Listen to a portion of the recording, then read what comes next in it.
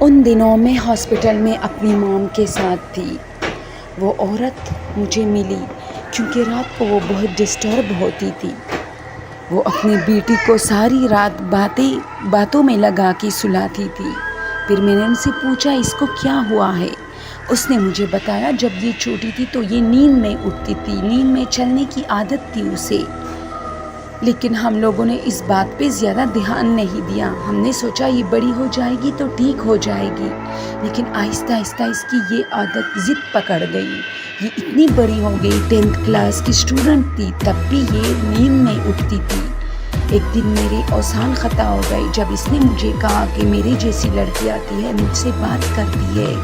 میں نے اس کو سمجھایا کہ ایسا کچھ نہیں ہے، اور ایک دن میں نے اس کو ایک ویران کمرے میں پایا۔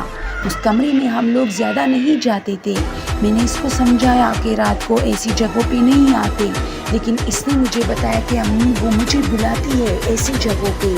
پھر میں نے اس بات کو اگنور کیا۔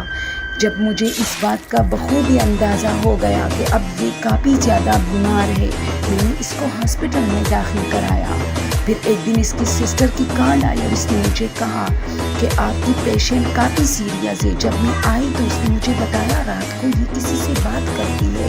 میں نے کہا یہ ویسی ہی باتیں کرتی ہے۔ اس نے مجھے کہا نہیں۔ جب میں آئی تو واقعی کوئی تھا کمرے میں، لیکن میرے آتے ہی چھپ گیا تھا جیسے کوئی سایہ۔ میں نے کہا ایسا کچھ نہیں ہے، لیکن میں کافی پریشان تھی، اور اب میں اس کے ساتھ ہاسپٹل میں رہتی ہوں۔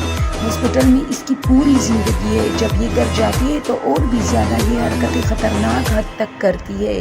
اسی وجہ سے میری زیادہ تر زندگی ہاسپٹل میں گزری۔ یہاں ہم اس کو نشہ وغیرہ دے کے سلاتے ہیں۔